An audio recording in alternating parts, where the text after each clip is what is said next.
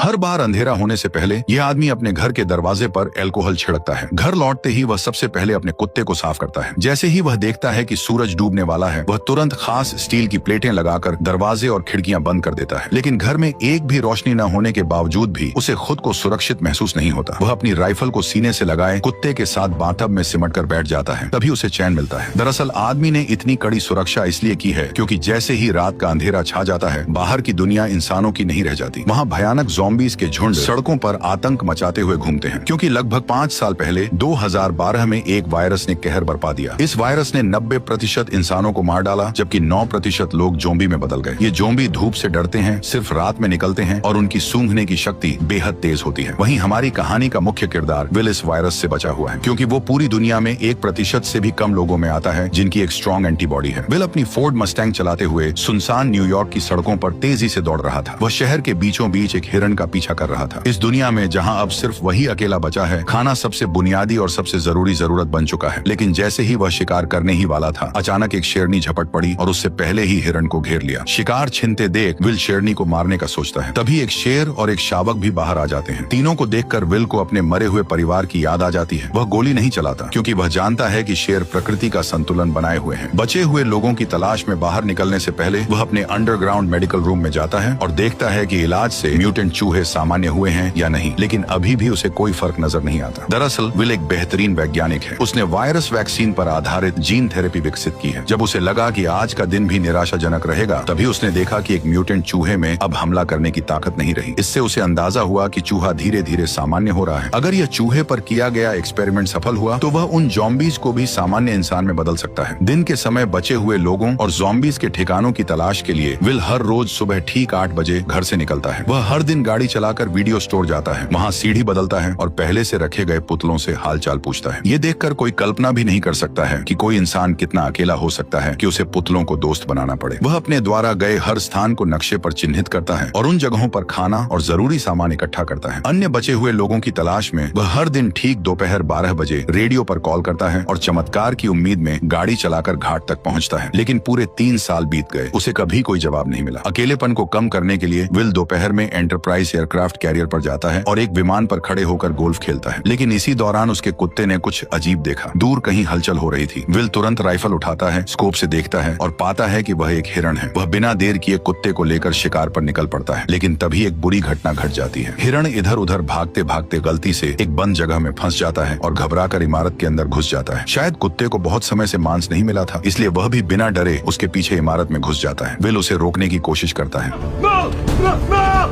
will घबरा